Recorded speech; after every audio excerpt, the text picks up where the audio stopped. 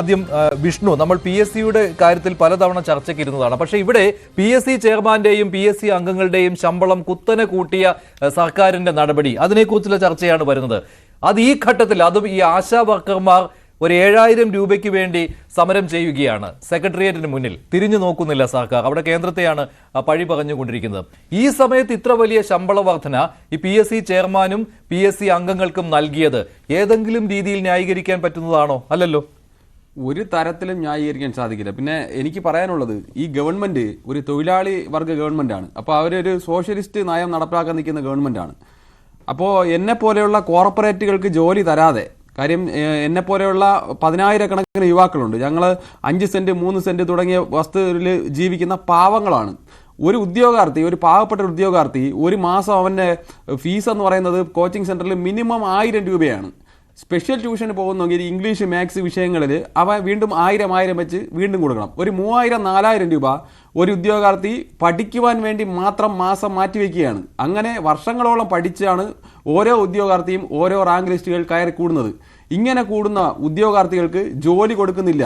ജോലി കൊടുക്കാത്തതിന് ഈ ഗവൺമെന്റ് നൽകുന്ന മറുപടി, സാമ്പത്തികമായി ഗവൺമെന്റ് ബുദ്ധിമുട്ടുന്നു എന്നാണ് ഗവൺമെന്റ് നമുക്ക് പറയുന്നത്. അത് നമ്മളിങ്ങനെ ഈ വേക്കൻസി അന്വേഷിച്ച് ഇവരുടെ അടുത്തേക്ക് പോകുമ്പോഴാണ് ഇവരിങ്ങനെ നമ്മൾ മറുപടി പറയുന്നത്. അപ്പോൾ ഞങ്ങളെപ്പോലുള്ള കോടീശ്വരർക്ക് ജോലി തരാൻ ഇവർക്ക് സാമ്പത്തികമില്ല. ഈ പറയുന്ന PSC ചെയർമാൻ, ഈ നേരത്തെ PSC ചെയർമാൻ, അദ്ദേഹം ഒരു വളരെ ദരിദ്രം അനുഭവിക്കുന്ന ഒരു മനുഷ്യനാണ്. നേരത്തെ PSC ചെയർമാൻ, അദ്ദേഹത്തിന് PSC ചെയർമാൻ സ്ഥാനത്ത് നിന്ന് അദ്ദേഹം റിട്ടയർമെന്റ് ആയതിനു ശേഷം അദ്ദേഹത്തിന് മറ്റൊരു സർക്കാർ ചുമതല കൊടുത്തിരിക്കുന്നത്, അതും നല്ല ശമ്പളമുള്ളൊരു ചുമതലയാണ്. ഇങ്ങനെയുള്ള ആളുകൾ, പിന്നെ പാവങ്ങളായിട്ടുള്ള വേറെ ചില ആൾക്കാരുടെ പേര് കൂടി ഞാൻ പറയാം. ഒന്ന് ശ്രീ EP ജയരാജന്റെ അനന്തരവനായിട്ടുള്ള സുധീർ നമ്പ്യാർ, മറ്റൊന്ന് ഇപ്പോഴത്തെ മന്ത്രിയായിട്ടുള്ള ശ്രീ MP രാജേഷിന്റെ ഭാര്യ, ഇങ്ങനെ പിന്നെ വേറെ ഒരാൾ ചെങ്ങന്നൂർ MLA ശ്രീ KK രാമചന്ദ്രൻ നായരുടെ മകൻ.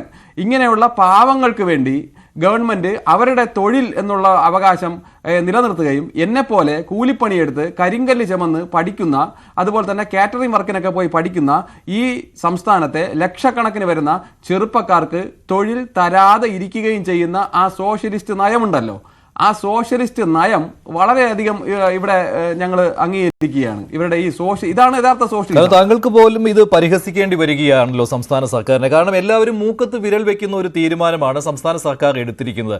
അയ്യേ എന്ന് പറയാൻ തോന്നിപ്പോകുന്ന ഒരു നിലപാട്. ഇതിലിപ്പോൾ PSC അംഗങ്ങൾ, അതിൽ ചെയർമാൻ ഉൾപ്പെടെ 21 പേരെ PSCയിൽ നിയമിക്കാം. അതിൽ ഇപ്പോൾ ഒരു ഒഴിവ് വന്നിട്ടുണ്ട്. അപ്പോൾ PSC ചെയർമാനും അംഗങ്ങളും ഉൾപ്പെടെ 20 പേരാണ് ഇപ്പോൾ ഉള്ളത്. ഇവരുടെ ശമ്പളത്തിലാണ് ഇത്രയും വലിയ വർധനവ് വരുത്തിയിരിക്കുന്നത്. ഏതാണ്ട് ഒരു 1,22,000 രൂപ ഒറ്റയടിക്ക് കൂട്ടിയിരിക്കുകയാണ് അംഗങ്ങളുടെ. ചെയർമാന്റെ 1,80,000 രൂപ ഒറ്റയടിക്ക് കൂട്ടി. അങ്ങനെ 3,87,000 രൂപ അലവൻസ് ഉൾപ്പെടെ ഒരു മാസം PSCയുടെ ചെയർമാന് കിട്ടും. PSCയുടെ അംഗങ്ങൾക്ക് കിട്ടുന്നത് അലവൻസും ഒക്കെ ഉൾപ്പെടെ 3,80,000 രൂപയുമാണ്. ഇതിൽ അംഗങ്ങളെ ഇപ്പോൾ PSC ചെയർമാൻ എന്ന് പറയുന്നത് ഡോക്ടർ MR ബൈജു ആണ്. അദ്ദേഹമാണ് PSC ചെയർമാൻ. അദ്ദേഹം CPM-ന്റെ നോമിനിയാണ്. പിന്നെ അംഗങ്ങൾ എന്ന് പറയുന്നത് ഡോക്ടർ ശ്രീകുമാർ S CPM-ന്റെ നോമിനിയാണ്. S വിജയകുമാരൻ നായർ CPI-യുടെ നോമിനിയാണ്. ജോയിന്റ് കൗൺസിലിന്റെ നേതാവൊക്കെയായിരുന്നു അദ്ദേഹം നേരത്തെ. പിന്നെ SA സെയ്ഫ് അറിയാമല്ലോ, കേരള കോൺഗ്രസ് ബാലകൃഷ്ണ പിള്ള വിഭാഗത്തിന്റെ, അതായത് ഗണേഷ് കുമാറിന്റെ നോമിനിയാണ്. അദ്ദേഹത്തിന്റെ യോഗ്യത എന്താണ് എന്നുള്ളത്, അദ്ദേഹം ബാലകൃഷ്ണ പിള്ളയുടെ ജീവചരിത്രം എഴുതിയ ആളാണ്. അങ്ങനെയുള്ള യോഗ്യതയുണ്ട്. പിന്നെ അബ്ദുൾ സമദ് VTK INL-ന്റെ പ്രതിനിധിയായിട്ട് നോമിനിയായിട്ട് വന്നയാളാണ്. CK ഷാജിബ് RJD-യുടെ നോമിനിയായിട്ട് വന്നയാളാണ്. Doctor Stanley Thomas Kerala Congress Antony Raju വിഭാഗത്തിന്റെ, അതായത് ജനാധിപത്യ കേരള കോൺഗ്രസിന്റെ നോമിനി. ഡോക്ടർ മിനി സക്കറിയാസ് കേരള കോൺഗ്രസിന്റെ തന്നെ, അത് മറ്റൊരു കേരള കോൺഗ്രസ് ഉണ്ടല്ലോ നേരത്തെ, സ്കറിയ തോമസ് വിഭാഗത്തിന്റെ, അവരുടെ നോമിനിയാണ്. പിന്നെ രമ്യ VR NCP-യുടെ നോമിനിയാണ്. ഈ NCP-യുടെ ഈ നോമിനിയെ PSC അംഗമായി നിയമിച്ചതിൽ ഒരു വിവാദമൊക്കെ ഉണ്ടായിരുന്നു. അന്ന് ഈ കൈക്കൂലി കൊടുത്തു എന്നുള്ളത്, കോഴ വാങ്ങി എന്നുള്ളത് NCP-യിൽ അതൊരു നടപടിക്ക് പോലും കാരണമായിരുന്നു.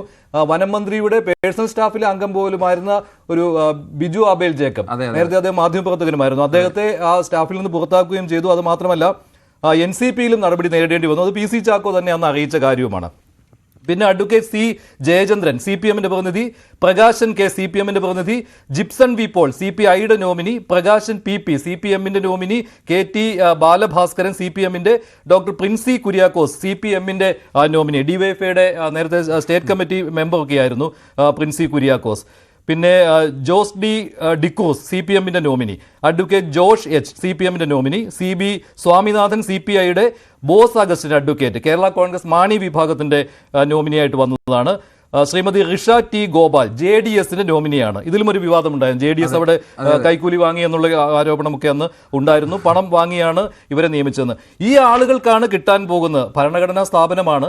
പിന്നെ ഒരു കാര്യം, ഇവർക്ക് അവരുടെ പദവിയിലെത്തുമ്പോൾ അതിനനുസരിച്ചുള്ള ശമ്പളവും കൊടുക്കണം. അതൊക്കെ ശരിയാണ്. പക്ഷേ ഇതെല്ലാം രാഷ്ട്രീയ നിയമനങ്ങളാണ്. ഇവരൊന്നും ഏതെങ്കിലും യോഗ്യതയുടെ അടിസ്ഥാനത്തിൽ വന്നവരല്ല.